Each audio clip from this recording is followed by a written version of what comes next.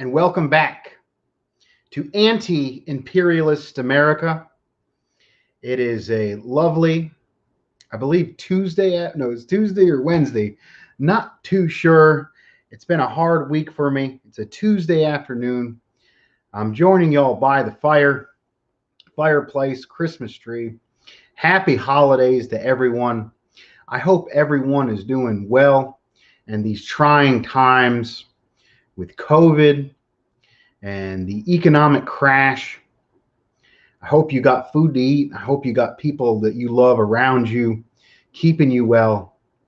And I hope that you're putting a portion of your efforts to the best cause that has ever existed, the cause of socialism, the cause of liberating humanity from the shackles of capitalist oppression and exploitation, and the current period of imperialist domination, where a group of bankers and oil cartels rule and control the entire world.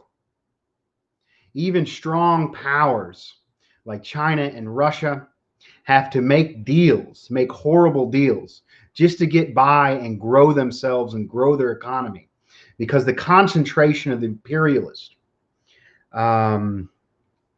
is nothing like Lenin described. Lenin described in his book, or his essay, Imperialism, the Highest Stage of Capitalism. He named a few companies about how the workshops got smaller and the factories started getting bigger. Today, I think it's 9 or 10 food companies produce 98% of the food in the world. Only a few oil companies control almost all the oil in the world. I mean, the concentration of monopolistic power is beyond anything Lenin could have ever imagined. And we, the workers within the imperialist bloc and the oppressed nations around the world, have to deal with this brutal bit of oppression. If you notice, there's actually more of a labor aristocracy in Europe, which is hooked to the imperialist bloc. And I believe it's because the bourgeoisie or the monopolies is not as strong as it is in the United States. The strength, you would think that the imperial core, the absolute center of the imperial core, would have the best well-paid labor aristocracy. But this isn't the case. The European countries seem to have a stronger labor aristocracy. And that's because they're not at the imperial core. They're on the outskirts. And that's because the power of the imperialist is so concentrated. They don't need a labor aristocracy. They're exploiting so much wealth from all over the world. Their power is almost unquestionable, at least in the central core. Their propaganda machine is the biggest it's ever been. These elections are just part of that propaganda machine that convinces working people to continue to be under Stockholm syndrome, to be loyal to a government and a system that continually lowers our wages, takes away our benefits, and assaults our civil rights day after day after day. With the COVID crisis, the emperor has no clothes. More people are waking up. There's little to no ideology because we're in the core of the imperialist bloc. They crushed the communist movement with the McCarthy era in the 1950s. And then they crushed what was left of the labor movement in the 1970s. The left in this country is stagnated and largely manipulated and controlled by the Democratic Party. A lot of so-called leftist, communist, socialist organizations just take what imperialist propagandists of CNN and CSNBC say and just magnify it by tenfold. They don't understand the true materialist leftist understanding. The material leftist understanding that inspired the mass movement of the communist parties in the 1930s and 40s, to when there was an eviction in the neighborhood, the entire neighborhood would show up organized under the Communist Party. Massive labor unions. What built and pushed for the middle class. What pushed Roosevelt and the New Deal era. Under the inspiration of the Soviet Union and Stalin, their leader. I see I have a few people with me now. If you would like to get in the comments, I'm not sure if I can see YouTube comments or Facebook comments. Anybody watching via Facebook or YouTube, please get in the comments so I can see which comments are coming through. I'm in front of the fireplace, gas log. I'm in front of the Christmas tree. I'm going to have a lovely December evening with my friends and comrades. I'm enjoying a nice hearty winter ale. And I believe I have a good show for you. I don't have much time before I have to sleep.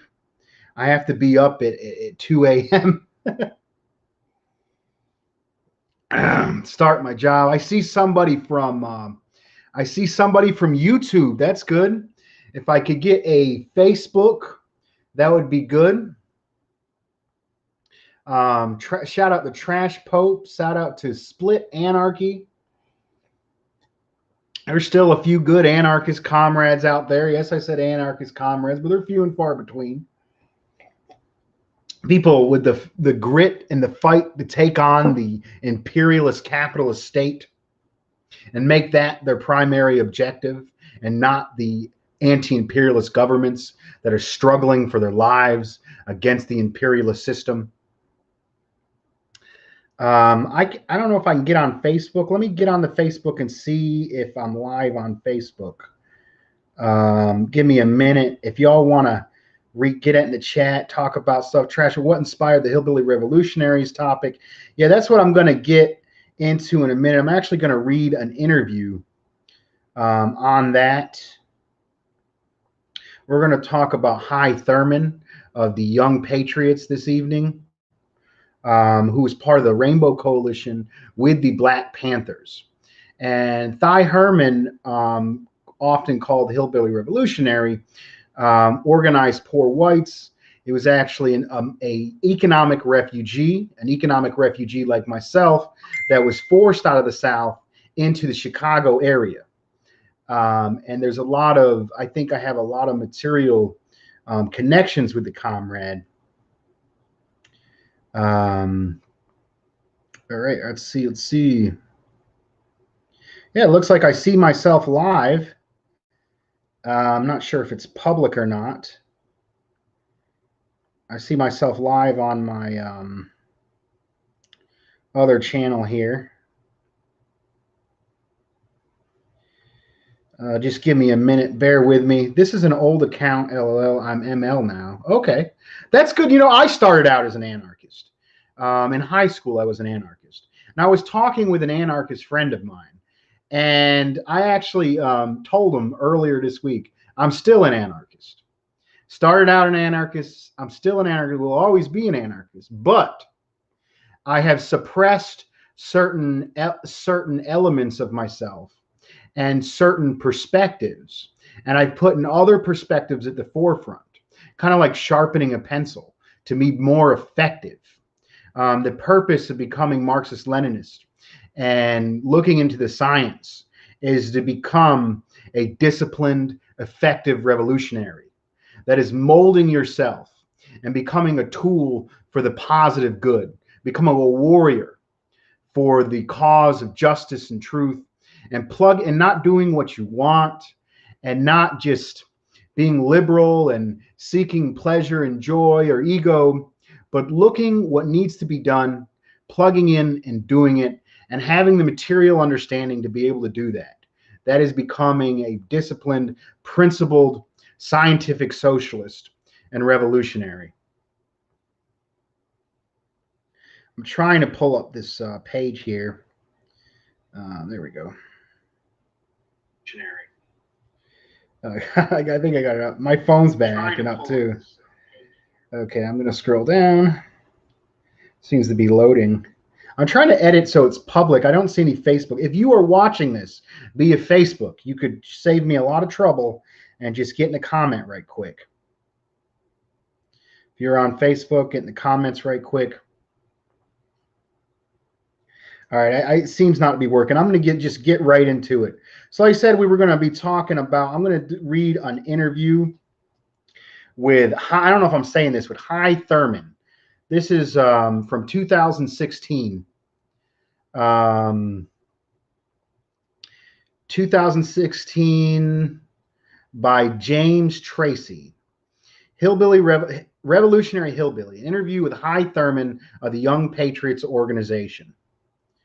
Shout out to American Red 17. Hey, Dust, Max Sachs here. Students and Youth for New America is progressing at full speed. Right on, right on. I do that, man. I like to growl. I got so much crap I got to deal with all day that I don't actually have time. I just kind of, like Hank Hill said, I just kind of put it right here, my stomach, and put it down there, and it gets tighter and tighter until eventually it's going to kill me. But every now and then I let a little bit of it out. I take a sip of beer or what have you. Get a good growl out there.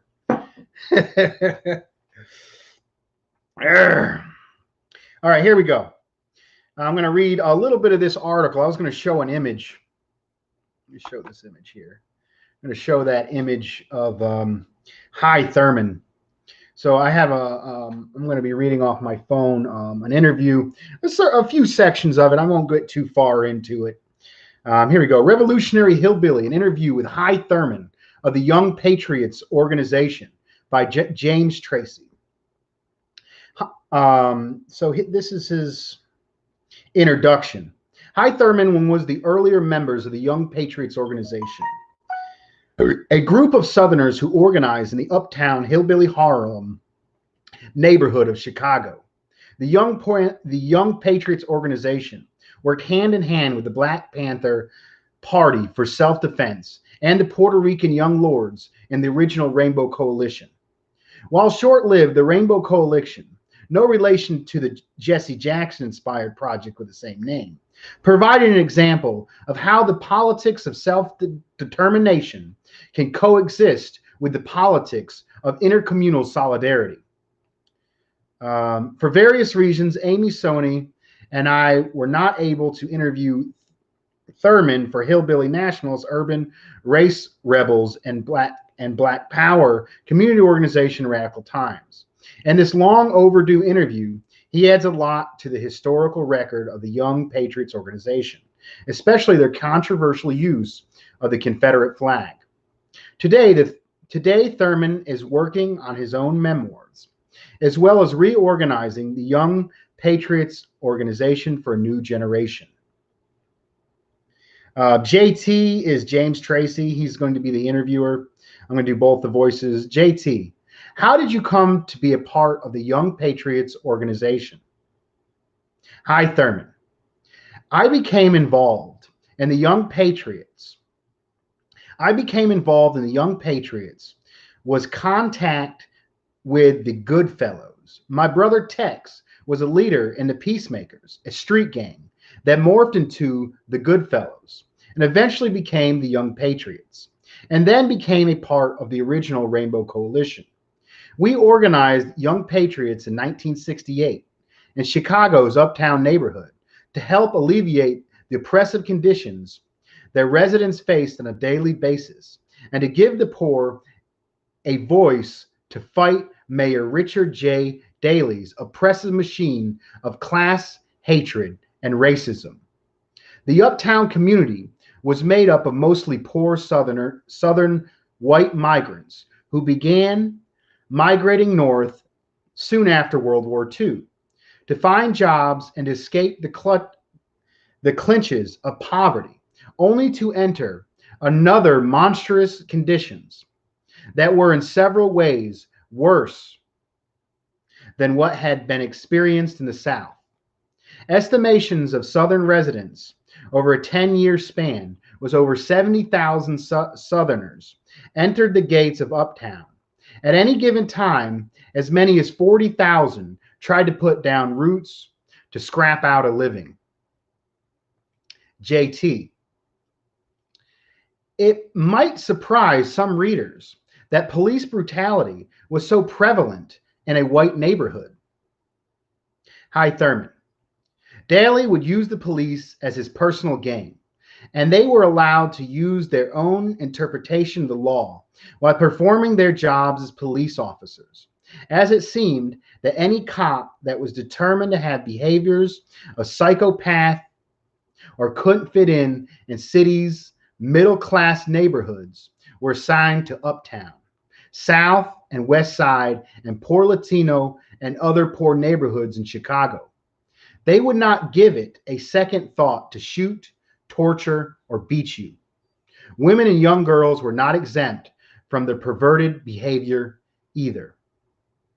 In the book, Uptown, Poor Whites in Chicago, by Todd Gitlin and Nancy Hollander, a woman tells the story to entering the community office of Jobs or Income Now, join, and reporting that she had just been raped by the cops. Myself and 3 other Goodfellows, including a woman, were stopped by 3-man Chicago police car and ordered out of our car. After checking our identification, not searching the car, the driver, Bobby McGinnis, was ordered to sit in the back of the patrol car while the rest of us were ordered to stand out in the cold where we could be watched. The cops said that they found a bag of illegal pills in our car. They told Bobby that they were going to fuck the girl or we were going to jail for possession of illegal drugs, that the car would be impounded as evidence. We made the decision we were going to try to outrun the cops and go to an area of Uptown where other Goodfellows were known to hang out and prepare for a confrontation. This time, we were successful. The cops passed us. We entered a local hangout restaurant with other neighborhood guys and girls. These and other incidents with the fascist cops led to the Peacemakers, join in other groups and individuals organizing a march on Somerdale Police Station against brutality and murder. 2 days after the march, a brother of a peacemaker was murdered by the cops, and the joint office was raided and drugs were planted, which led to the arrest of 2 students for Democratic Society students. This was when the Peacemakers changed their name to the Goodfellows and started serving the community. JT. So Chicago's power structure wasn't too thrilled about receiving the white section of Southern diaspora. Herman. Hi, Thurman. I just wanted to mention just one more demoralizing incident that encountered, and to point out how the Southerners were viewed by the Chicago police. I was 17 years old and had only been in Chicago 2 weeks when 2-man Chicago police car stopped me on Sunnyside Avenue in Uptown. I was alone and walking down the street when they pulled over, handcuffed me, and put me in the back of the car. One cop said that there had been a lot of burglaries in the area and asked me if I knew anything about it and if I owned any burglary tools. After denying my knowledge of the local burglaries and not owning any tools, they heard my very deep Southern accent. One cop said, "Not another stupid fucking hillbilly. Why don't you just go back south and fuck your mother and sisters, cousins, or your dogs, or whatever you people fuck down there, and stay out of Chicago? Now get the fuck out of my car, and if I see you again, it will not be so polite." One uncuffed me face down on the ground with his knees in my back, while the other stood and 1 foot on the side of my face. There are 2 examples of police behavior. Details have been written of other treacherous acts: murder and extortion, robbery, and the countless acts of violence. Violent beating was an everyday occurrence. Several of the peacemakers and Goodfellows were literally murdered by Chicago cops. Unemployed slum living conditions, housing discrimination, urban renewal, class hatred, racism, lack of health care, malnutrition, high infant mortality, poor people in Uptown. It was a cesspool of misery for many to be victimized further in early 1960s. A series of articles appeared in Chicago Tribune demoralizing and demonizing the Southern white migrants. They were exemplified as being a swarm of locusts descending on the city with their violent tempers, ignorance, lack of education, and incestuous behavior, and would fight at the drop of the hat. This did not help the employment opportunities of the Southern migrant to gain meaning employment. It created the condition for class hatred. JT, interviewer, doesn't this go against the common perception that things were very good for all white working class people and the post-World War II labor order? Hi, Thurman. According to a book written by Roger Guy titled From Diversity to Unity, the unemployment rate in Uptown in the late 1960s was 47%, and the Southern migrant population exceeded the number of stable jobs in Chicago. Those that could get work usually worked for day labor agencies. Day labor agencies were private agencies that worked similar to temp agencies. The difference being that day labor agencies did not offer the opportunity for full-time employment and was paying below the minimum wage. I worked day labor a few times. I was always assigned to the most menial jobs, sweeping floors, and jobs that were at a high risk of injury. Back-breaking jobs such as loading and unloading cargo from trucks were usually what we were assigned to. At the evening of my second day, when I returned to the day labor office, an employee of the agency asked me into the office. He said that since I was new, I did not know the procedure for how they paid the laborers. He said I was responsible for paying for the transportation to and from my job site. This service was advertised as a free service to companies they were contracting the services of the day labor agency. And I was responsible for transportation fee. 20% of my earnings were going to be deducted from my earnings. He said that they were doing us a favor by choosing us to work, and we should be grateful. He said that this agreement and how an individual was chosen to work each day, there was no one for me to complain to. I decided to discontinue my association with them and seek other means of earning a living. He took 20% of my earnings for the first 2 days I worked. This kept many in perpetual poverty. Many were driven into selling blood. In Uptown and many poor neighborhoods, blood banks or stores were located very near the day labor agencies. When individuals and families could not help employment or would need to supplement their employment or welfare, they would have no other choice but to sell their blood, turn to crime, prostitution, or other illegal means. Still, for those who arrived from the South with disease such as black lung, brown lung, tuberculosis, and lead poisoning, and any number of physical illnesses, this was not an option, and they were sick to work and had to rely on government assistance, which wasn't much. I had to swallow my pride several times and resort to selling my blood to survive. JT, the residents, now this is the interviewer, the residents of Uptown also had another problem to deal with. The urban renewal projects, which destroyed black and brown neighborhoods as well. Hi, Thurman. Housing discrimination and urban renewal all played a major role in me getting involved in the Young Patriots. Part of Uptowns was a slum, and that part was where the poor were first to live under oppressive powers of absentee landlords who collected rent but refused to make any improvements to their properties.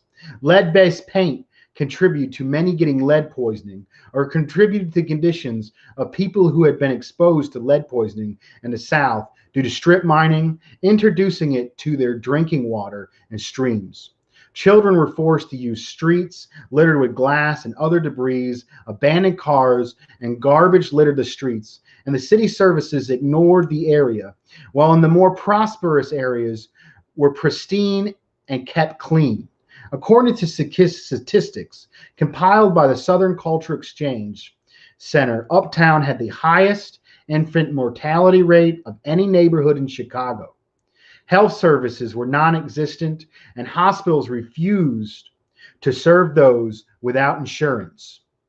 In addition to police brutality, urban renewal was a major factor for my involvement to organize in Uptown. Uptown was designated as a renewal area, and a city college was to build the area where the majority of Southern whites lived. The city had no plans to relocate any of the residents. Mayor Daley Hand picked the committee made up of landlords and business owners to oversee all urban renewal plans and did not include any poor residents. 38 poor men, women, children, and the physically handicapped were murdered by being burned to death when landlords hired people to set fire to the buildings to force residents out. No charge or prosecutions were brought against anyone. The report further states that City College Chancellor Oscar Chabot convinced 3 of his friends to purchase land and buildings in the designated site so they could burn the buildings or demolish them to collect insurance, then sell the land to the city of Chicago for a sizable profit. Let me get a drink. Check in with everybody. So I'm reading from an interview with with one of the leaders of the Young Patriots, Hy Thurman. I got a picture of him up there. Shout out to Quindy.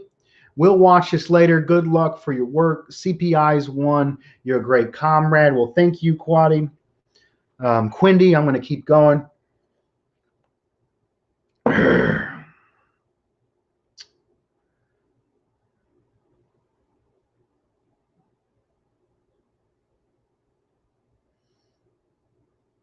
Okay, I think I already read that. JT, the interviewer. Was there more resistance to this, or did people just move? Hy Thurman. By joining with the Uptown Area Planning Coalition, we were able to propose an alternative to the proposed City College site. Chuck Garriman, a migrant from Kentucky, led the fight with our backing. We called the project the Hank Williams Village, which was a replica of a southern town with its own services, police, and government. Buildings that were uninhabitable would be replaced by new structures, and those that could be saved would be renewed and eventually be offered for poor residents to purchase. A hotel would be built for new arrivals, and aid and employment services would be provided until they could become independent and find their own housing. After several committee takeovers by the Young Patriots, they agreed to accept the proposal only if we could get funding, as securing financial backing to build the village and identifying an alternative site for the college. They reneged on their offer, and the city council approved city's request to build the college. Between 1966 and later months of 1968 was hellish environment on the uptown streets. Many of the original peacemakers and Goodfellows were either forced to leave Chicago by cops, killed, or drafted into Vietnam. There are only a few good fellows left. Bobby McGinnis, Junebug Boykin, and I assumed leadership positions, began recruiting other members. We also decided to change the name to the Young Patriots because we felt that patriots protected and fought for their people. Due to our continuous growing knowledge of socialism. We wanted a name that would be recognized and easily explained, and distance from the Goodfellas name that was associated with crime. Although we still liked being associated with the badass part that was associated with the Goodfellas as being a group to not fuck with. During the 1968 and well into 1966, we began to intensify our uptown work. We became more vocal and militant in our approach for opposing the capitalist and fascist programs of the Daley administration. We demanded a voice and self-determination of uptown. We joined with other organizations to fight the corrupt system that had controlled our everyday lives. We demanded adequate health care, decent housing, ending police brutality and racism and class hatred, and demanded to be respected and heard. We demanded a seat on every committee that determined our fate. We took our urban renewal planning meetings. We made our voice heard, and the sight of the young patriots arriving at meetings put fear in many of Daley's appointees.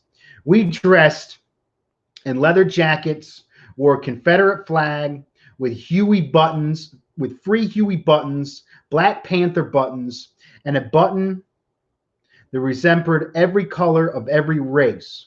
We adopted the Chicago police slogan, "We serve and protect," because they were incapable of doing either for the poor. We were feared, but we were also hated by the cops and the Daley administration. When we didn't, what we didn't know was the Black Panthers and the Young Lords were keeping a close eye on us. JT, the interviewer, your organizing led to the alliance with the Panthers and Lords, the original Rainbow Coalition. On April 4th, 1969, which was also the first anniversary of the assassination of Dr. Martin Luther King, Fred Hampton, Bobby Rush, Bobby Lee of the Illinois Black Panther Party invited the Young Lords to join with them and the Young Lords, a former Puerto Rican street gang, to form the original Rainbow Coalition of Revolutionary Solidarity. The Black Panthers were aware of our commitment to the movement of racial equality. Due to the Goodfellas and other poor organizations participating in the Eldridge Cleaver Peggy Terry presidential campaign in 1966. Peggy Terry, a poor white woman and organizer living in Uptown, was chosen to run as Eldridge Cleaver's vice presidential partner on the Peace and Freedom campaign ticket, running against Alabama's governor due to his racist and white supremacist beliefs. The campaign also wanted to show that poor blacks and whites could unite in solidarity. It was agreed by three groups that neither organization would control the coalition. Each organization would control their community and fight for self-determination. The three would make a statement that in most segregated cities in the United States, that it was possible for all races to work together. We would come together in solidarity to support each other's programs and challenge the Daley administration, unite in demonstrations, and stand side by side to defeat racism and fascism. We agreed to serve with their security detail by standing shoulder to shoulder at many functions. JT, as a consequence of your work and the original Rainbow Coalition, you were harassed for many years by the government. Why did the ORC scare, the original Rainbow Coalition scare the powers that be so badly? Hi, Thurman. I think a lot of the fear was generated by how the federal and local governments view the Black Panthers and us stepping out of our assigned roles in society. The day after we cemented our solidarity of revolutionary brotherhood, the FBI and their legal COINTELPRO began surveillance of the young patriots. They were already aware of us because Chicago police departments, Red Square, and been gathering information on the Goodfellas and the young patriots for years. They're watching us due in large part because Mayor Daley's fear that the Rainbow Coalition showed real promise to diminish his power. FBI documents that have been sealed after the Chicago police and FBI clearly states that Black Panthers were the #1 threat to national security to the FBI, and the Black Panther Party had recruited other like-minded organizations. The memo from the FBI in Chicago to J. Edgar Hoover identifies two dangerous organizations as the Young Lords and the Young Patriots. Hoover stated in a separate memo that there was a rising messiah in Chicago that had to be eliminated. Everyone in the coalition believed that to be Fred Hampton. I believe that if the original Rainbow Coalition continued, it would have been a major force in Chicago by uniting thousands of poor people who had usually fought against or avoided each other, a model to organize and gain power in Chicago and the rest of the country. Daley and Hoover was not about to let that happen. College students protesting were easily obtained, but poor communities uniting, especially poor whites, uniting with other racial minority groups, preaching revolutionary change and socialism was a major threat. The coalition had to be controlled or destroyed. I strongly believe that the rainbow model can be used today if it is effectively organized. I think I'll read the whole article. That actually is a good place to end. Looks like we have N. Nice, captivating in deeds, as bleak as third world slum, just more police sedition. That's absolutely right, comrade. There's actually a little bit about the Confederate flag. I think I will finish the article and then I'll go into my synopsis. JT, as a consequence, okay, I already read that. Okay, what were you guys thinking when choosing the Confederate flag as a symbol? In light of last year's Confederate flag controversies, would you ever recommend trying to reclaim it in the spirit of multiracial rebellion? Hyman Thurman. In the 1960s in Uptown, in the South, the Confederate rebel flag, quotations on rebel, was found in most bars, on bumper stickers, clothing, etc., and other locations. It was present so much it was almost invisible. Many Southerners didn't view it as a symbol of racism associated with slavery, but a symbol of, quote, the war of northern aggression, unquote. Southerners then, as well as now, associate the flag with being a rebel. Rebel not in the sense of being a Confederate soldier, but more of being a badass to rebel against authority. We wanted to talk to poor whites about living conditions in Uptown and try to get them involved in the Young Patriots to improve their living conditions. Many approaches were made to get dialogue started: country music, police brutality, sex, etc. But the universal symbols that all could relate to were the American flag and the Confederate flag. Knowing that the American flag would not solicit much conversation, the idea turned to the rebel flag. We knew that there were only a few blacks living in Uptown, and we would respect them by trying to cover the flag when we saw them. A few blacks that were active in Uptown believed if that was what it took to reach whites, and knowing that we were not using it as a racist symbol, agreed it was a good way to use it. When we would wear the rebel flag, we would place a Free Huey button, Black Panther button, and a rainbow button surrounding the flag. Some had the flag embroidered on the back of their vests and some on berets. It did invoke much conversation, not so much as the flag as the other buttons. We would explain the Young Patriots' goals and that all poor people had the same poverty, and poor blacks, Latinos, American Indians, and Asians are all being exploited and kept in poverty by the capitalist system. Once we broke the ice, we're able to identify their needs and get them help. Many were surprised to hear that the Black Panther Party played a major role in getting medical personnel and equipment for the Young Patriot Health Clinic, provided food for kids before they went to school. We stood shoulder to shoulder with the Panther security detail wearing our flag. With the Confederate flag being surrounded by the Free Huey, Black Panther, and coalition, we were making a statement to Mayor Daley to fuck you. You're not going to keep us separated any longer, and this plan of racism and repression has failed. As we grow politically and respect Black Panthers and Young Lords, we determined there was no place in the movement or the world for the Confederate flag. It symbolizes a period of time when our Black brothers and sisters were mere property to be sold or destroyed at the white man's convenience, and that the Confederate flag was created to serve as a symbol of the plantation owner to perpetuate slaveocracy. I would not recommend its use by any group or anyone or any purpose, and believe that it should be destroyed as a tribute to those who suffered pain and anguish in the dark period of our history.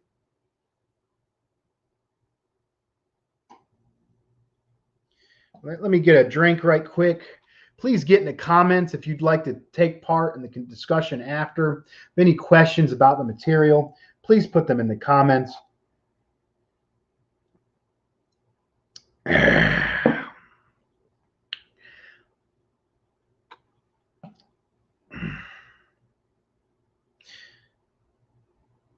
I think I'm going to end it there, actually. That bit about the rebel flag was interesting. So I'll get into my analysis. So I read this while I'll go ahead and take that image down so you guys can get the fireplace, having a nice fireside chat with my comrades. I just read a section from the interview with Hy Thurman, Revolutionary Hillbilly, an interview with Hy Thurman of the Young Patriots organization. That interview was from 2016, and it was talking about his work in the original Rainbow Coalition. Truly inspiring stuff. I actually shared a meme years back about, resistance and uniting. And that interview was hooked to that meme about 4 years ago. And I reshared the meme when it came in my articles. And I read it. I was like, wow, it's beautiful. And with the death of I don't remember the Black Panther, I think it might have been Fred or Huey, I'm not sure which one, had the anniversary of his death recently. A lot of praise for him was going around. And I had a truck driver friend of mine actually share that meme that I shared, and I think, no, he shared something in tribute to the Black Panther, and that said he worked with rebel flag waving hillbillies, which wasn't exactly the case. As you can see, the organizer himself, Hy Thurman, does not recommend the use of the rebel flag. It was when you're working class, you're poor, you're trying to get shit to work. Experimentation is what's needed for political innovation. He was doing the exact opposite of what motherfuckers do today. You go to the protest cage, you go on your university, actually working class, going out from the masses to the masses, as the Black Panther says, is exactly what's needed today, and that's exactly what they were doing.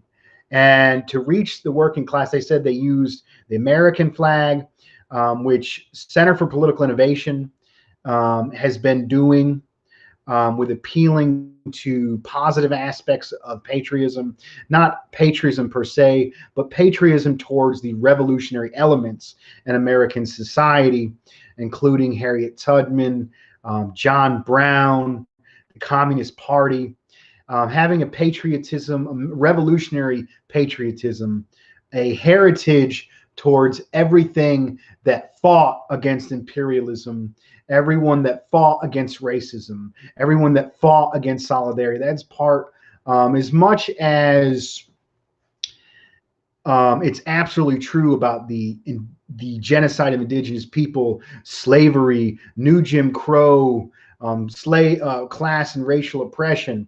There's always been people resisting that. And I think claiming and upholding that mantle of history, the history that has been put down, is a big part of my worldview and the Center for Political Innovations perspective. And this article I read was a comrade doing exactly that. I thought that was very beautiful. And I actually got into a talk about the rebel flag with my friend, comrade, David Fox, and how to a lot of poor white people in rural areas, not just the South, but even Australia, it has been marketed as a symbol of rebellion against the bourgeoisie and the establishment. And that's what a lot of people associate. A lot of people associate with Southern culture and their community, and those are wonderful things. And I do not believe they should be associating positive things with a flag that represents slavery and a political institution that was only lasted for 4 years, whose sole purpose for existing was to maintain the institution of slavery. And I think that should be well known. But some of those positive elements in rural communities and majority white communities, those revolutionary aspects, those cultural aspects, the positive elements can be tapped into and pushed towards revolutionary understanding, especially on the basis of class solidarity. Let me get another drink here. I'm not seeing any Facebook comments. I could pull up the Facebook and see what's going on. No one has comment. I'm going to try a comment and see if it comes up.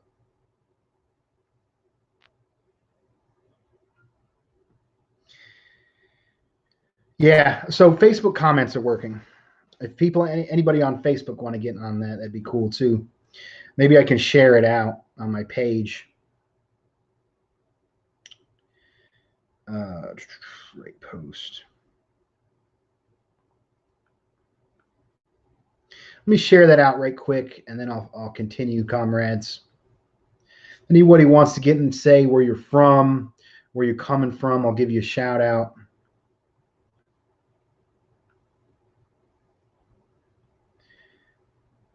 I'm going to share this out on my page.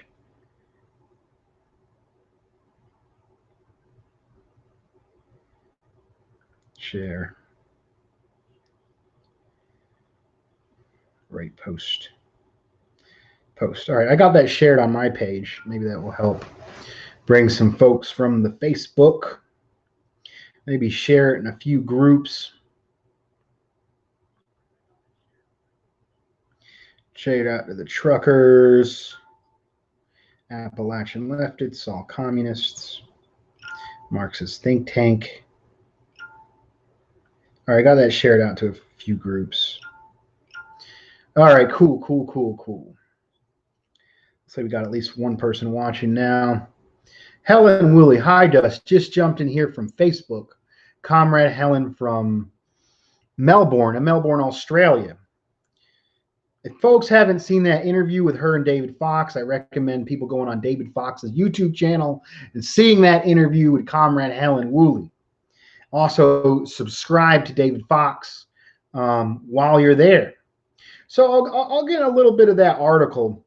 So I shared that as a meme, and it was what really installs. Basically, the meme was saying it had a capitalist pig and was looking over, making fun of poor hillbillies, makes the capitalist happy.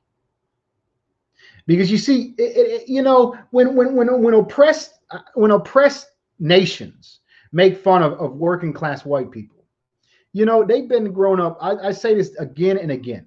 They grew up their whole lives being told that they're not as good as white folks and they can't do everything white folks can do. That's what the school system tells them. That's what television tells them. So when they see poor white folks fucking up, it gives them, it boosts their identity. It boosts who they are. Like I had an ex-girlfriend, and she was Mexican, and she said, knowing your family really helped me feel good about myself and who I am. I'm like, how? She's, oh, your little brother slept in the trash and you guys were so fucked up. I realized that our family structure was so much better. And I was so thankful for my family. Yeah, I'm cool with that. But when you got these bougie ass fucking liberal northern folks with fucking union jobs and shit, making fun of poor white Southerners or poor rural white folks, just like the cops. I read in that article about the accusations of incest and all that bullshit, fake stereotypes. That shit pisses me the fuck off. And that is nothing more than class hatred. That is class divisions. That is class hatred. And I see so-called leftists making fun of that shit. I want to kick their fucking ass. Like there's this damn meme going around of, this dude with a trailer and a Confederate flag. And it's like making fun of that he lives in a fucking trailer. Oh, and he's a fucking Trump supporter and fuck him. And it's like, I mean, motherfuckers support fucking Biden. People do stupid shit, especially if your school system fucking sucks.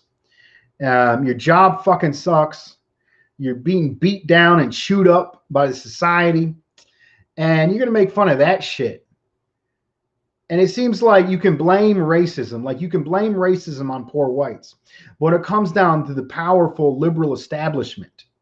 Like people like Biden, Harris, that are actually creating the institutions of national oppression, the institutions of institutionalized racism, the new Jim Crow, the prison industrial complex, stuff that poor whites also get caught up in and are kept down. The institutions of national oppression are institutions of national oppression and class exploitation. And national oppression reinforces class exploitation. And I think what the comrade did here in the 60s is exactly what needs to be done. Center of Political Innovations saying out of the movement to the masses. Organize the working class. Organize your neighbors and co-workers. I think that's what's necessary. Now, so that part about the cops fucking with them, and that fucked with me too. I remember I grew up North Carolina, so I'll get a little bit of my history. I was also an economic refugee, and we were coming from upstate New York. It was really the northern part of Appalachia, and kind of like when NAFTA hit, it impoverished a lot of rural areas because it gave the corporate farmers the edge because they opened up markets in Mexico. And when NAFTA opened up the markets in Mexico for corporate farmers, put local farmers out of business, destroyed rural communities, at the same time impoverished all of southern Mexico. Guerrero, Oaxaca, Michoacan, a lot of that stuff. And North Carolina, which had a laissez-faire, low wage, a lot of factories were coming up here in North Carolina. It was booming. So myself and my family around 1995, NAFTA was passed in 1994. We moved down the same time a lot of the Mexican folks moved up from southern Mexico. And so a lot of my friends, and I was poor, had no connections, was rejected by the dominant society. I had a lot of black friends in elementary school, and when I got to high school, a lot of my friends were Mexican, and I ended up almost moving in because my family was so fucked up.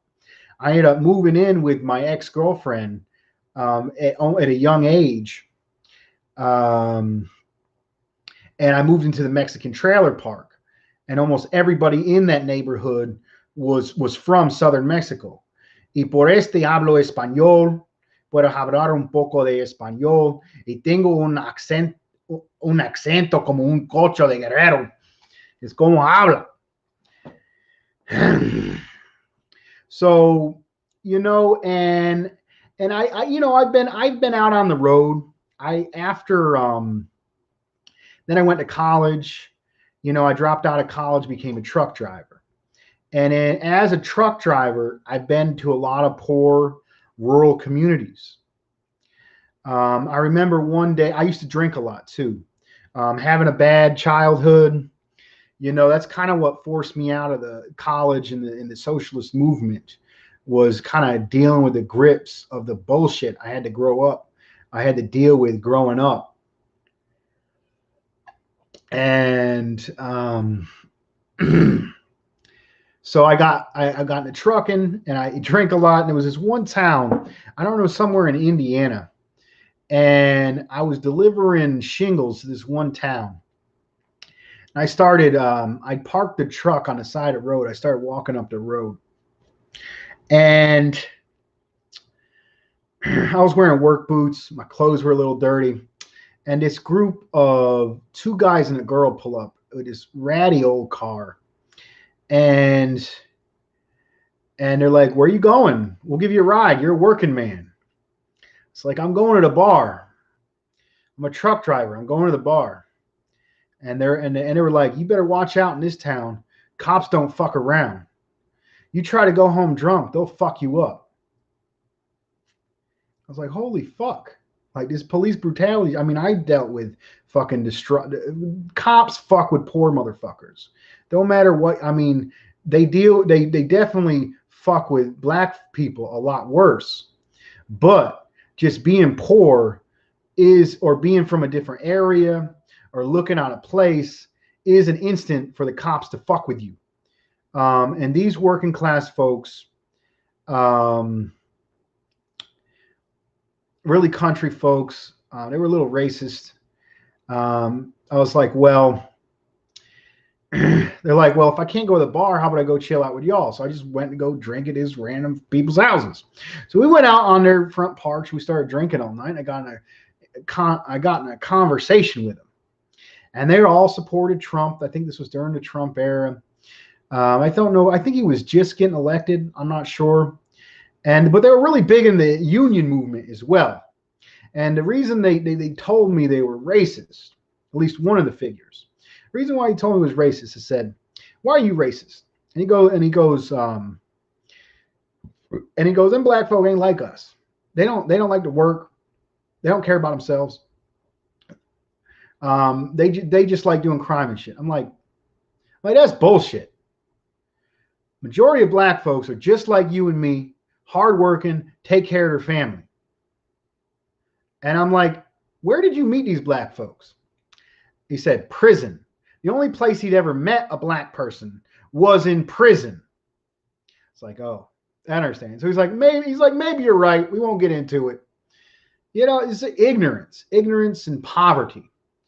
And they say that, I'm not going to downplay it, but they say that, I really like the definition, that to be racist, you have to have power. And that, people of color cannot be racist because they don't have power. I agree with that. And I think white people do have power because the system appeals to them. But who has more power?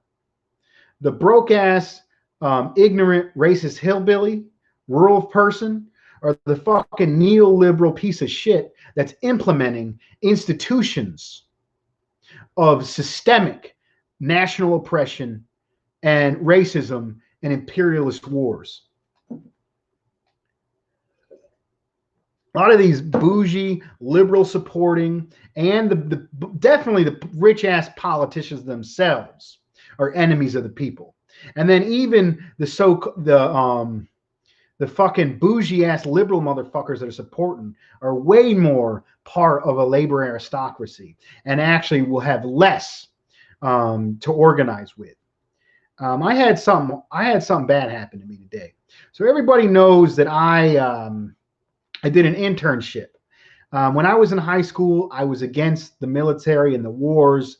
I saw them as illegal, immoral wars. I was a bit of a pacifist.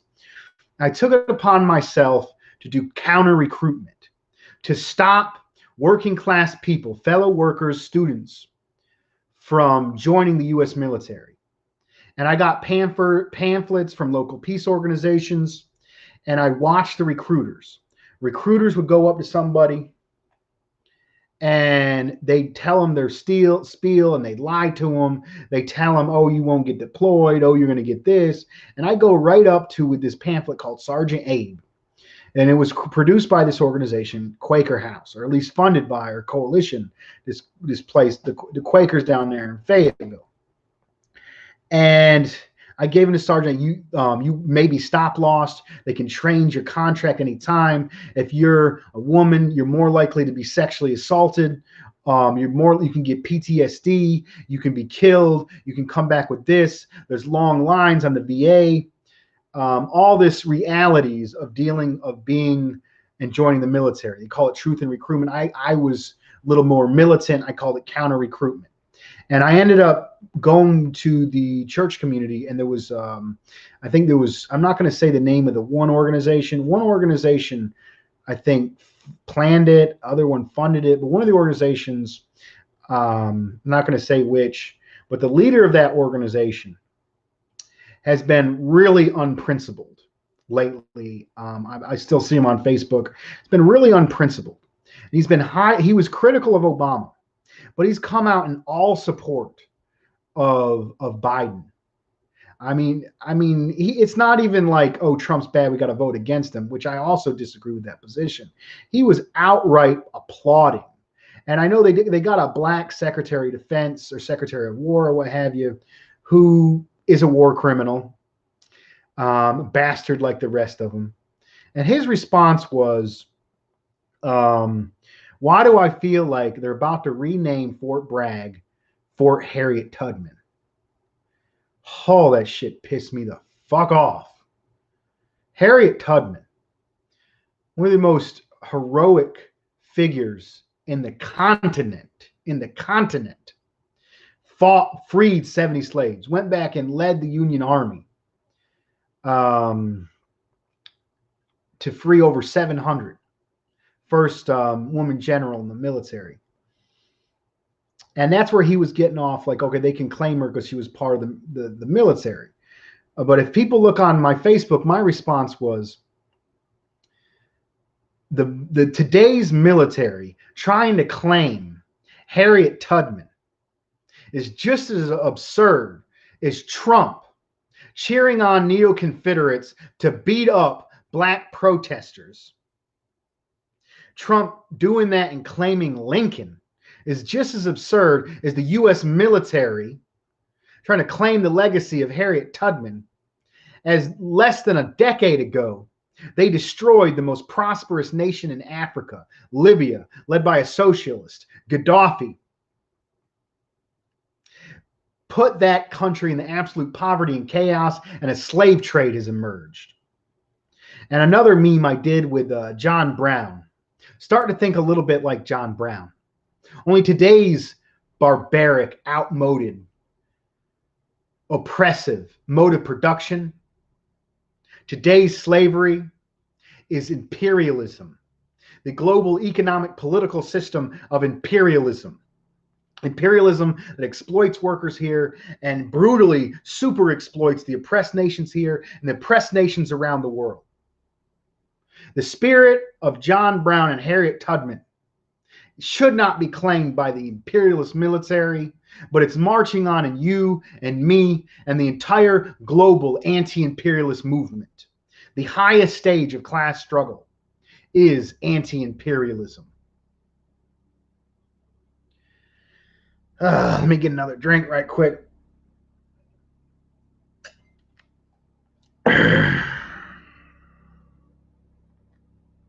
So another thing I thought was interesting about this article, in particular, was the jobs that were available. So, girl, I kind of like growing up, I was real moral. I didn't like people that like took connections. I noticed that a lot of the other white folks, the established white folks in the community, would get jobs from their friends and their networks. And I really resented that because being a migrant, I was a migrant from the North, Appalachia, but the North, and I actually got made fun of for having a Northern accent in the South, kind of the exact opposite of the story of Comrade Thurman here, who got made fun of having a Southern accent going up north.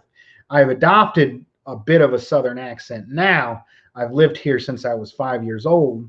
And now I go back up north and I get made fun of for having a Southern accent. I mean, it's full circle. But, you know, I didn't really get along with it, so I resented the idea of getting jobs through contacts. So the only place I really was able to get jobs was from public services. My first job at, I think at like 17, was working in a soul food / Southern food barbecue and chicken place. And I got that. I went down to the unemployment office and I was like, hey, I need a job. I looked on the computer. They said, go to the computer. I was like, there's nothing in here. You have to be 18 to do everything. I sat there on the computer like 2 hours looking for some job for the 17-year could do because I wasn't 18 yet. There's like, oh, there is no jobs for 17-year-olds. So the leader, the head dude at the unemployment office called up to Ron's Barn, which, you know, soul food, Southern food place, and got me a job as my first job, making $5. I think it was $5.25 was the minimum wage back then. 20 hours a week. Every 2 weeks, I'd bring home $125. It was like $75 a week. And that was how I survived in high school with no help from my family.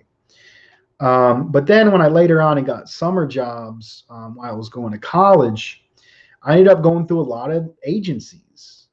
And I ended up going to day labor agencies. Right before I got into trucking, or I took a brief time period out of trucking, I was working as a day laborer up in Raleigh. And this wasn't that too long ago. It was right before I got married, about 6 or 7 years ago. And I remember still to this day, if you work as a day laborer, you go down there, 5 a.m., you wait until they have a job for you, or they send you back home about 9, 10 o'clock, and you get no pay for that day.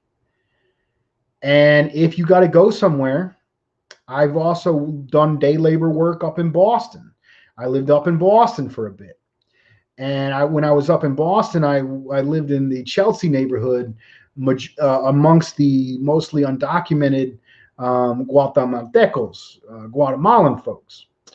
And I drove and I showed up when I showed up there in Boston, you know, I was the only white dude, and it's like, holy fuck, you got a license? You're driving the van. And man, I was like 21 years old, and I had no idea how to fucking drive in Boston. I'd barely driven a damn car in the South, mostly deal with mopeds, bicycles. And my Guatemalan friend, I showed up there with, there's like, okay, you can drive the van. You're getting a job every day, and your friend's getting a job every day, but you got to drive the van. And because I drove the van, they didn't charge me the $7. That's like 10%. He said it was 20% of their wage. It was 10. I think it was more. No, it was more than 10. It was like 15%. We were getting paid like $60 a day, and they were taking like $7.50 from all the workers. And they even paid me to drive the van. Me driving that van in fucking Boston, my pay there and back over 2 hours of driving was that I did not have to pay the $7 fee for driving the van. And all the other folks did, and they have no other choice. That's undocumented brothers and sisters. And when I worked up in Raleigh, there was some white folks there. It was mostly black folks. The one labor agency by the NC State, where we go and clean up construction sites. It was mostly black folks. There was quite a few white folks there. There was another one, Labor Ready, up on North Boulevard. That was almost all black folks. But there was some white folks there, and they did. And and the one up in Boston, there was two labor agencies. There was one labor agency that was able to hire the undocumented workers, and I went there first. And I actually ended up leaving that one for there was another day labor agency that catered to documented people, and that was a mix of white and black folks working as day laborers, and they also had to pay their transportation fee. And I worked it and I actually ended up switching jobs.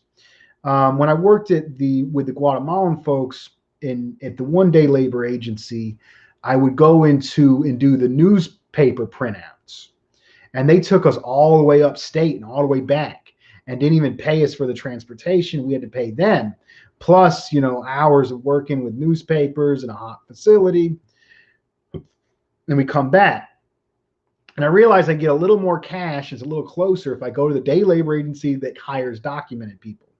So my friend, even though I left that one job, he ended up getting there permanent. I set that up with him. That was cool. I ended up working at a textbook facility up in Charleston. And I thought it was the most hilarious thing. Guatemalan dudes were like, don't go to damn Charleston, the Irish mafia will get you. I was like, holy fuck. So they just leave there by nighttime. I was like, all right. God damn. Anyways, but that whole thing of the day labor agencies charging transportation, that is the economic reality for a lot of people today, including a lot of poor whites. And a lot of people get stuck in that cycle. That is like the last rung before you lose your housing and you become homeless, or you become addicted to drugs and you become wandering the streets. Like that is like one step away from doing that. Because let's say, and a lot of these day labor agencies, they pay you that day. It might give you anywhere from $60 to $90. And I was able when I was living in Raleigh, I think it was after my ex-girlfriend broke up with me and before I got married, I was living in student housing, and I was working as a day laborer. And the way I had student housing set up was so cheap, it was like $350. I was living with a bunch of guys, and I think there was bed bugs in the damn apartment. It was pretty shitty. And what he said about landlords, I think people are going through that right now, where people can't be evicted. You think landlords are fixing shit right now? That damn true. Before I got in the house, I just moved into here 5 months ago. Before I got into that damn house, that landlord did not fix shit. Fucking the sewage was backed up in that trailer. The fucking linoleum was being peeled off the floor. Like in a trailer right here. I mean, it was horrible conditions. It smelled like fucking shit. And I've seen this, and I lived in these conditions, and it just struck me. Not much has changed from 1960s till now. In a lot of ways, it's gotten worse. And people say the 1970s was the height of the labor aristocracy. And even at the height of the labor aristocracy, there was folks in the South and economic refugees. Particularly people from the oppressed communities, but poor white folks is too. Then, how do you think it is now with fucking COVID? I mean, there's masses of poor folks, ain't got shit, whose material conditions are ripe for organizing in solidarity with the more oppressed, the more exploited, the super exploited, oppressed nations. And we could take leadership from the large groups, Chicano, Afro nations. But I mean, there is material basis for organizing the working class, regardless of race. And there's different ways of appealing to that.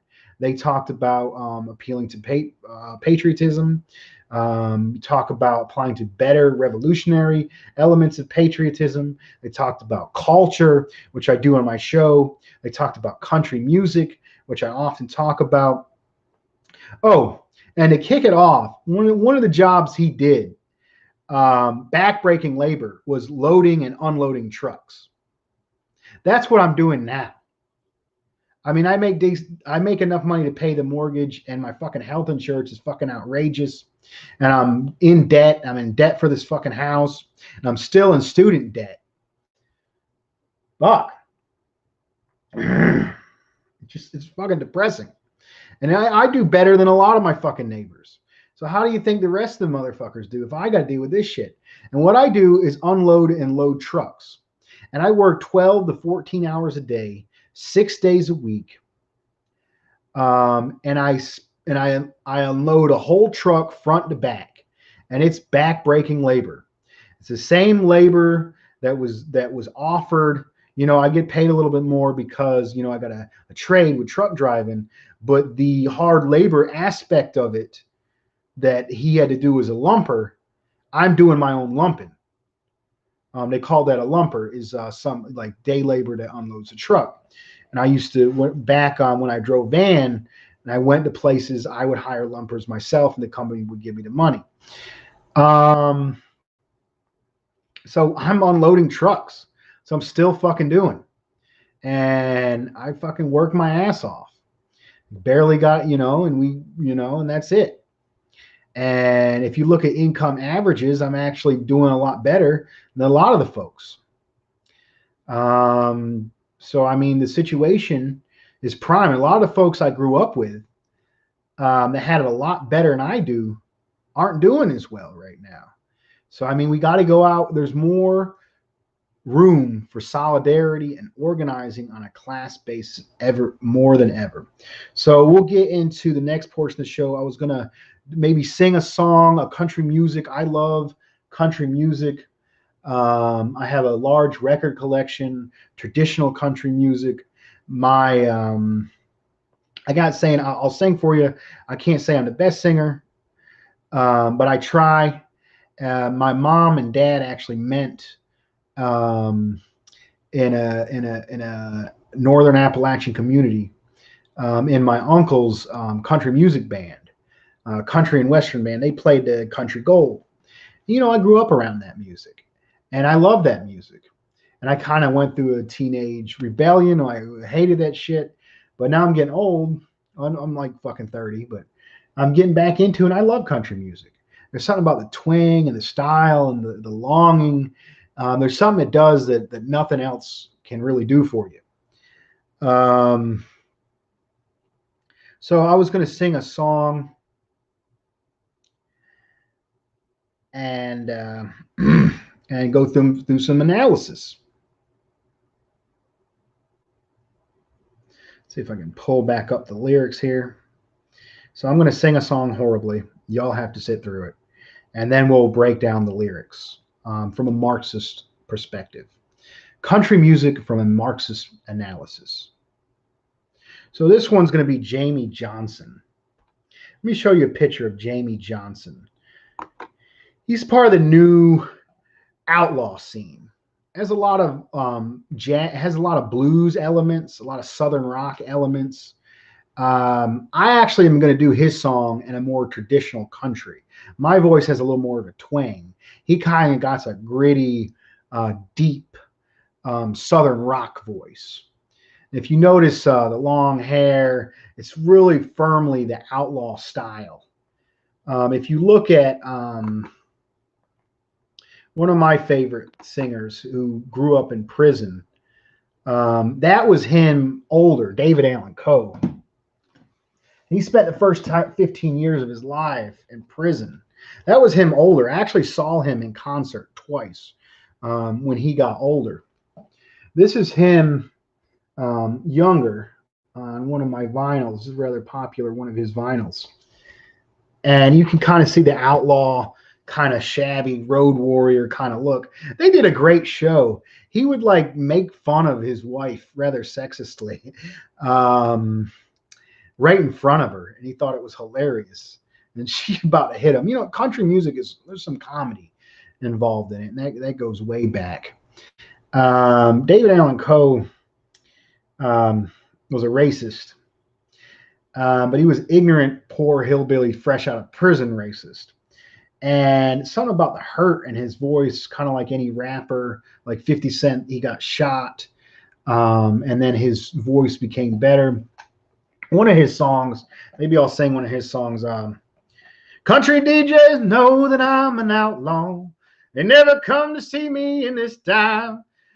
We're bikers stare at cowboys, and we're laughing at the hippies. We're praying they'll get out of here alive. You know, I sung that down in Nashville. And at a karaoke bar up on Printer's Alley. And Printer Alley is a little, you know, you got Broadway. It's kind of like real touristy. And then Printer Alley just up the street, it's a little more grimy and grungier. And that's a little bit more my scene. And so it kind of goes into that tradition. You know, you got Dave Allen Cole, you got Jamie Johnson. And I got a little bit of story behind. I met a hardcore Jamie Johnson fan. I met a hardcore Jamie Johnson fan when I went to my favorite musician's concert. That's Sturgill Simpson. And I've sung that song of his, that very anti-war song of his, twice. It's kind of like psychedelic rock. His next album, this is a picture of him. His next album was actually more anti-war. But anyways, I went to a concert, and it was the Outlaw Country Music Festival in Charlotte. And I took my two little brothers, and one of my brothers is no longer with us. And it's one of the better times I've had with him. And we went to this country music on the one side. So on the one, and we started talking with the folks around us. And everybody around us, almost the whole audience was white, none to say. And all the workers were black. This is the South. And it was kind of fucked up and weird. But a dude on the left of me was like the real life Hank Hill. No lie. Fucking love Hank Hill. If you watch, they say that Malcolm in the Middle is a socialist masterpiece. And it is. There's also a lot of progressive elements in King of the Hill.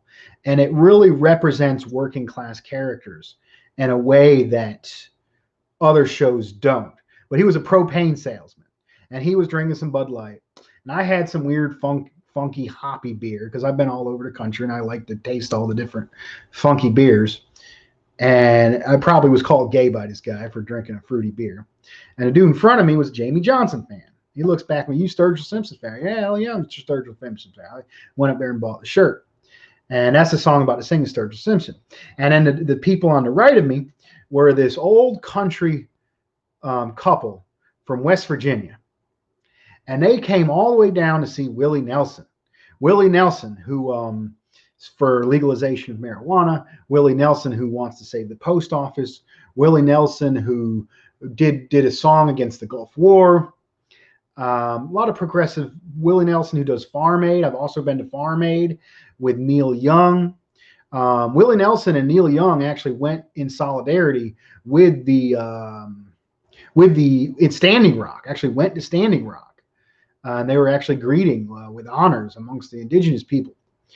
Anyway, this West Virginia couple came all the way down to see Willie Nelson. And so my guy gets on stage, just beautiful, best it's ever been. And he ends with my favorite anti-war song. And I'm feeling the music so much, I got to get up and start dancing.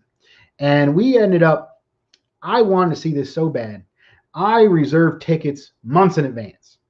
The show sold out. But I ended up getting, I think my camera's a little fuzzy there. Let me go ahead and fix that camera for y'all right quick.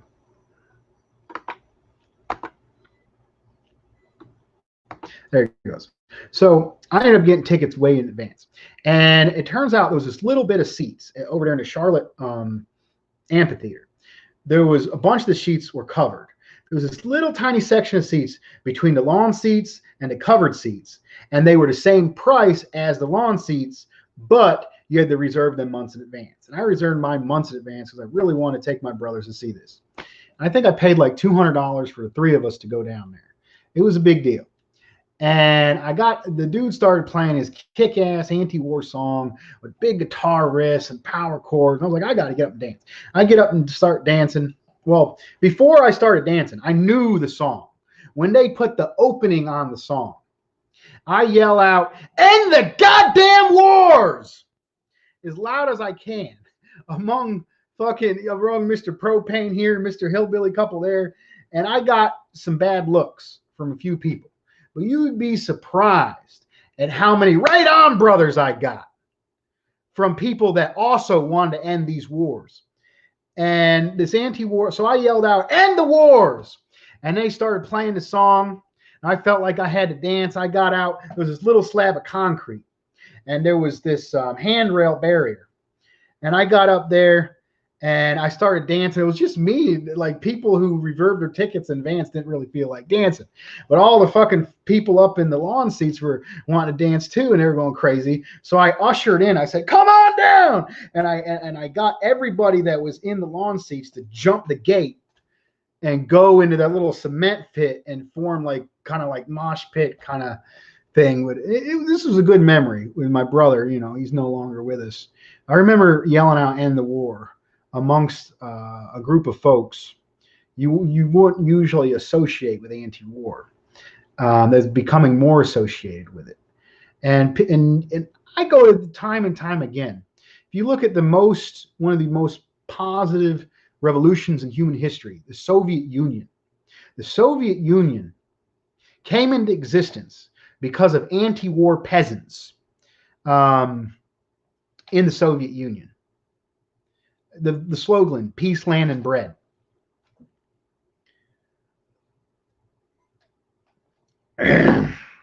Anyway, so I met the Jamie Johnson fan. I went to that concert, and I'll get on to singing a song about Jamie Johnson. And it's kind of a depressing song, but it kind of goes in with the class dynamics. I'll set you up for it. So ever since 1970, there's been this process of kind of like almost like lumpenization of the working class on a large scale. And it started with modernization, globalization, and austerity. And it's really been sinking. The 1970s was the height of the labor aristocracy, and it's no longer the case. You know, I drive my truck, I go down through the heartland, I go through rural areas, I see them boxed up, I see payday loan places, and drugs.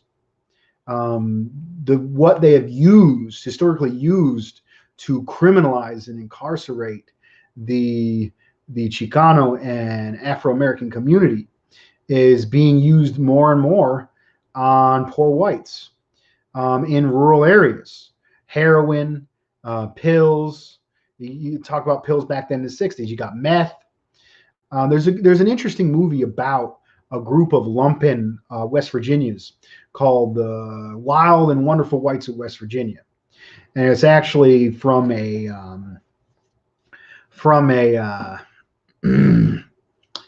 it's actually from a famous tap dancer, hillbilly tap dancer family, the White family.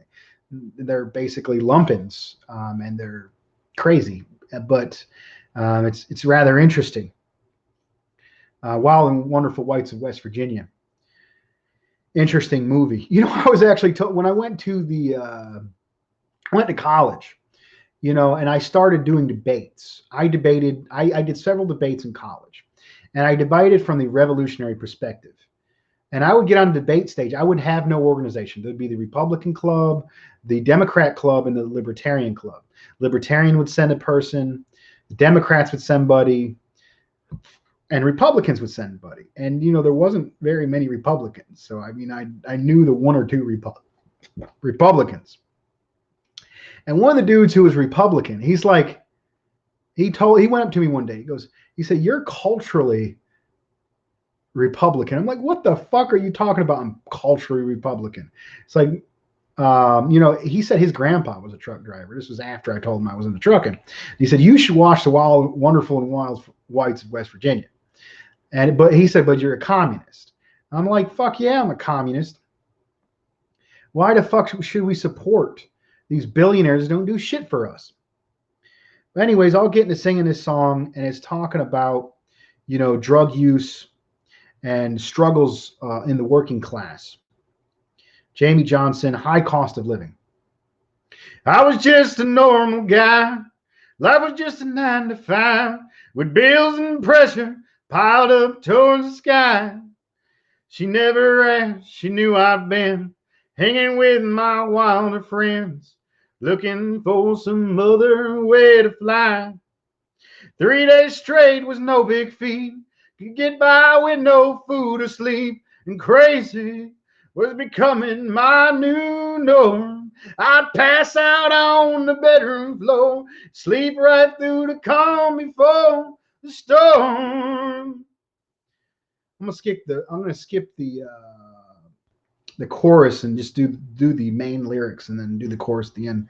That Southern Baptist parking lot where I go to smoke my pipe, sit there in my pickup truck and pray, staring at that giant cross, just remind me what I lost. It never seemed to point the way. Soon as Jesus turned his back, find my way across the track, looking just to score another deal. With my back against that damn 8 ball, didn't have to think or talk or feel. My life was just, oh, that's the chorus. I'm going to go into the next. My whole life went through my head, laying in that motel bed, watching as the cops kicked in the door. I had a job and a piece of land. My sweet wife was my best friend, but I traded that for cocaine and a whore. With my newfound sobriety, I got the time to sit and think of all the things I've had, threw away. This prison is much colder than the one I was locked up in just yesterday. Do the chorus. I'll tell you, high cost of living ain't nothing like the cost of living high. Sorry about that. I actually practiced that a little bit, but I'm kind of tired. Got about half a beer in. So I'll go into the meaning of this song. So from my understanding of this song, he describes 3 prisons. The main lyrics of the chorus, my whole life, my life is just an old routine. Every day the same damn thing. Hell, I can't even tell if I'm alive. And he's describing a type of prison. And that prison, he's 3 different ones. The working class prison. Bills and pressure piled up towards the sky. And to escape that, he got into drugs. And then the life of an addict. And how he lost something. He lost his faith in referring into religion. A lot of working class people, they're not socialists, they're not communists. They've never even met a socialist or a communist, but they might know people who are addicted to drugs. And when leftists go around and say, drugs are all good and drugs are all that, working people have seen their families and their loved ones destroyed by drugs. And a lot of communist organizations throughout the world have kicked the drug lords out of their communities. There's actually Mexican militias led by women whose families, probably the men were killed by the drug trade, who have organized themselves against the drugs. There's actually an interesting singer called Mander, Mexican singer. And he would do narco corridos, corridos about dealing drugs. And he was actually, by one of these militias, kicked him out of that town. It was kind of funny because they thought he was going to inspire them and all that bullshit that come along with it. And he ended up doing a song called Yo Soy de Rancho. And that song was much better. It was, it was about being prideful and being country, which went off a lot better hit than some of his like drug dealing shit. Anyways, I get back to it. So the prison of being addicted to drugs and then actual prison itself. So I talked about how just as the British, used drugs against the Chinese in the Opium Wars, forced drugs upon them. And it really wasn't until the Chinese Revolution that the Chinese people were able to rise up from the boot of colonialism and imperialism. And they've been using drugs in the African American community, oppressed nation, and Chicano community to criminalize and destroy us and to keep us weak and to keep us from building community. And the CIA has funded, if you look at MK Ultra and other stuff, Congress for Cultural Freedom, they actually bought LSD and put that out at those concerts to destroy the anti-war movement in the 60s.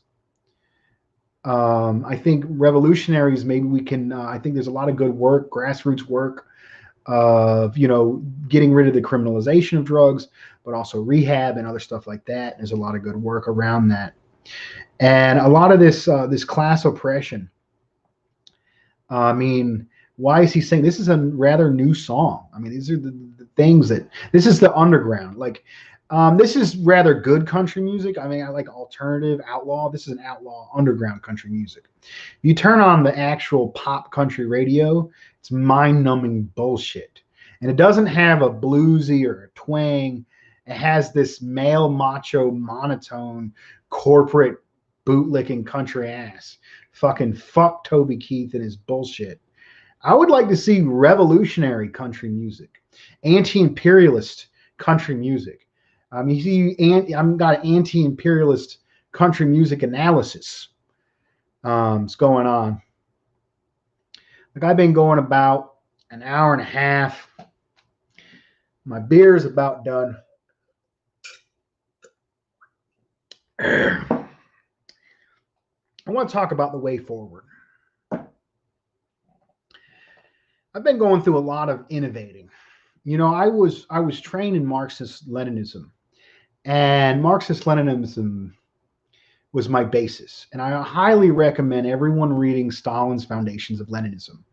If you really want to understand imperialism, that's a good place to start. Those intros, I actually have the first few chapters in audiobook form on my website that people can go on. Maybe I'll do a study with David Fox or others later. I'm not sure. But I highly recommend Stalin's Foundations of Leninism. But I've come to the conclusion that imperialism, as described in Lenin's Highest Stage of Imperialism, has concentrated a way that's never happened before. And I bet Lenin would have probably predicted that it would have fallen by now. But it's been able to, the crisis of Marxism, where the imperialists were able to make labor aristocracies. Well, now the core imperialist bloc, the core imperialist is the United States. And there's actually less of a labor aristocracy in the core of the United States because of the concentrated power. And that kind of changes things for a bit. So first of all, the main enemy today is imperialism. No ifs, ands, or buts about it. That is the main enemy. And I believe just as the Soviet Union united with the United States to destroy the fascists, we, the working class, revolutionary communist elements, need to unite with any populist or nationalist third world country that is anti-imperialist. Because regardless of all the bullshit they talk about them on CNN and NPR, when it comes to human rights, as Frederick Douglass said, when it comes to outright hypocrisy, the United States reigns supreme. And that has not changed since the times of slavery. And it's only become more profound and global in the current age of imperialism. And even with the rising bloc, the Eastern Bloc, economically led by China and Russia, these are allies against the imperialist. And what they have been able to do, scientific social, the way society advances. There is a thesis that currently exists. Capitalism. There'll be an antithesis, that's the revolutionary movement, and then a synthesis, which is the new. Marx never really predicted, exactly how socialism was going to be. He said you need the dictatorship of the proletariat, you need this and that, but it's all up in the air. It has not really found. What I believe has happened in places like China, Iran, Syria, they have developed themselves in response to imperialism.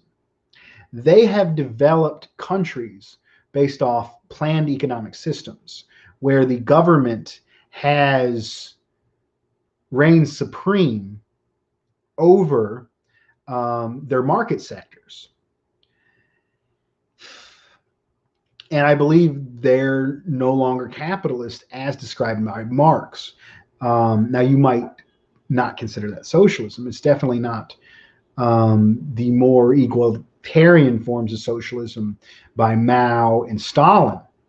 I mean, but Stalin's socialism eventually collapsed. It was a lot of, it was a lot of hype and personality cult, which worked for a bit. Stalin would come to each town and give out rewards to the best worker. It only works for so long. And the power of the imperialist, the color revolutions in Eastern Europe, the color revolutions that are attempting in Hong Kong, the color revolution that took place but then was taken back in Bolivia, Venezuela. I mean, we need to resist these things. Imperialism, the main goal of imperialism, led by U.S. imperialism, is to stop the development of the whole world, to hold them in poverty and keep history where it is. The goal of socialists, the goal of scientific socialism is to progress human progress. To progress human progress, the main goal is to increase the productive forces. Every stage of development has a different stage of physical, mechanical things that produce that society in form of wealth. And recently, the technological invasion, the microprocessor, moved jobs to move to China, but there's been a technology transfer, and they're actually almost helping the West with these trade deals. But they've maintained their sovereignty and they developed something stronger than socialism. I think they're leading the way forward. Now, I do agree. I've been looking into Marxist, Lenin, and Maoism, and I think the best thing I love about Marxist, Lenin, and Maoism, like comrades like Villarreal, Chicano nationalists, comrades like New African Black Panther Party, and then you got breakoffs of that, like the dude from the Peace Report, and shout out to comrade Ignacio de la Sol, who was also trained in that. And that is getting deep roots within the community. I really love the from the masses to the masses. And I believe that Thurman did that. And I'm trying to do that with my analysis of country music, appealing to the working class. But what I think needs to happen is we need to get out of the protest case, out of leftist politics, get into our communities, and sever the lines, sever our communities' connections with the imperialist, which means no supporting the social dems whatsoever. The Democratic Party is an outright enemy of the people. From the masses to the masses, building the working class power, and we can find strength and inspiration through Hillbilly Revolutionaries, the Panthers, and I think we need to be aligned with the other anti-imperialist countries, and we need to defend the other anti-imperialist countries, and we need to defeat imperialism.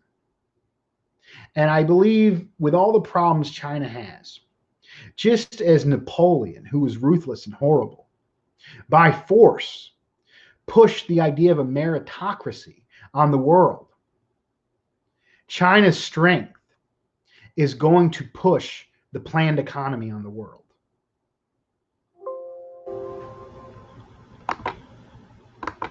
And that's the direction. And what's stopping the entire world from developing and the next stage of human progress is imperialism. the number one terrorist and number one exploiter. All working class and oppressed people, including within the nation, the belly of the beast, should rise up and defeat imperialism. So one day we can have a better future where we can have control over our lives and we can grow the productive forces and live in a society of abundance that unprecedented in human history. Shout out to Comrade Helen Woolley. Yes, indeed, does. US-led imperialism is dangerous.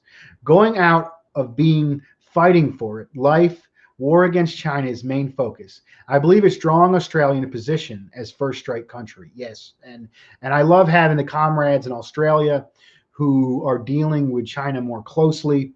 And I believe the content I'm putting out with Comrade David Fox, if people haven't seen the last 2 episodes of Working Class Revolts, I highly recommend it. So one day, when we, the working class, have power over our own lives, and we plan society in a way, we develop the productive forces to have a material abundance like we've never had before. This is coming, and we're going to make it happen. And for a lot of people like Jamie Johnson, it was either prison and drugs and misery, or hard work, and then the church is an escape. Why don't escape? When I come on here and I do this show with you, and I have these revolutionary energy and passion, and I'm actually engaged in changing the world, the high from that, I mean, church has its place and that's beautiful and it builds community, but the high and the feeling of being part of the resistance that's going to bring about a new world is something we can sell to people, something we can spread. We can use that to build a better world and build socialism. All power to the people.